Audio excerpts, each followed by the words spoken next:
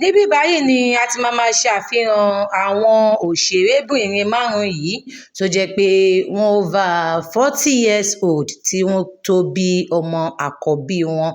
Ẹni àkọ́kọ́ tá à ń wò níbí báyìí ni beautiful actress Ronke Odùsànyà, ọmọ 46 years old ni wọ́n. Tí ẹnì kejì tá à ń wò níbí báyìí sì jẹ́ beautiful actress Fúnkẹ́ Akíndélé, àwọn náà over 40 years kan tó bí ọmọ àkọ́bí wọn, ọmọ 45 years old dẹ̀ ni wọ́n báyìí nígbà tí wọ́n welcome àwọn ìbejì nígbà tí wọ́n wà ní age 42 years old. Gbajúgbajà òṣèré ni wọ́n jẹ́ tán dẹ̀ máa ń kópa nínú sinimá lóríṣiríṣi, kì bá ṣe èdè Gẹ̀ẹ́sì àbí èdè Yorùbá.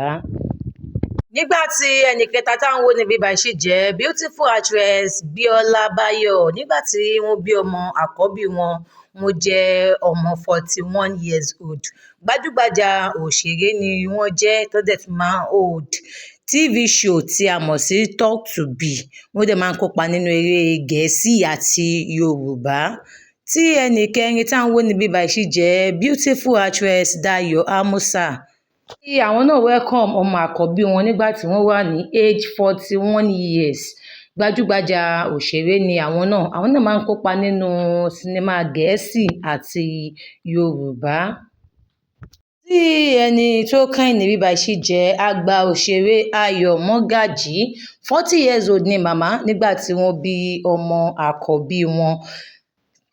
Nínú àwọn òṣèrébìnrin márùn-ún tí a ṣe àfihàn wọn yìí, ta ni ẹ̀yin nífẹ̀ẹ́ sí jùlọ? Àti pé ta ni ẹ̀yin nífẹ̀ẹ́ sí kẹ́ máa wo sinimá rẹ̀ jùlọ nínú àwọn òṣèrébìnrin márùn-ún náà? Ẹ jẹ́ ká pàdé ní comment section.